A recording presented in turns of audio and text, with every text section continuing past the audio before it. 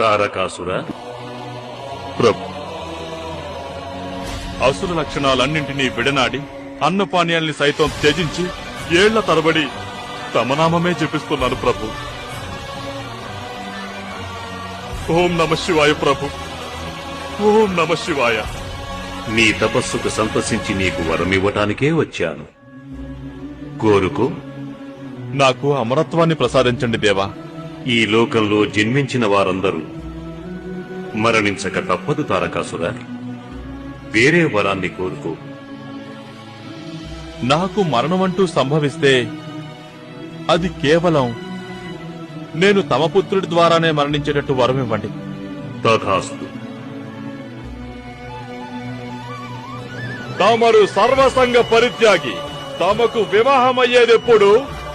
ఇక అసలు వివాహమే కాకపోతే తమకు కుమారుడెలా పుడతాడు?